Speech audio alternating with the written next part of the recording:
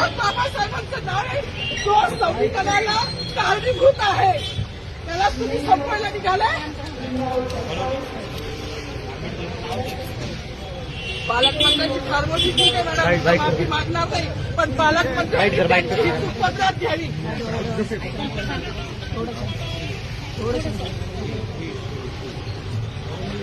मला मीडियाशी घेणं नाही मॅडम, मला सस्पेंड केलं, मी नाळूचे गाड्या उपसीन, मी माफी काम करीन, पण बाबासाहेबांची ओळख पुसून येणार नाही, मला सस्पेंड करायचं करू शकता मॅडम. बाबासाहेबाला संपवायचं काम करायचं नाही. 26 जानेवारी 15 ऑगस्टमध्ये मी नाही मानत, पण लोकशाही मॅडम तुम्ही सुद्धा संविधानामुळे आहात, पालकमंत्री सुद्धा पालकमंत्री संविधानामुळे आहे.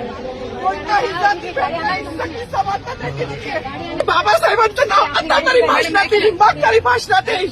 ज्या लोक संविधानाला लोकशाहीला कारणीभूत नाही त्यांची नावं वारंवार घेतली गेली, मग जो संविधानाला कारणीभूत आहे तो प्रजासत्ताक दिनाचा जो मानकरी आहे त्याचं नाव भाषणात का नाही.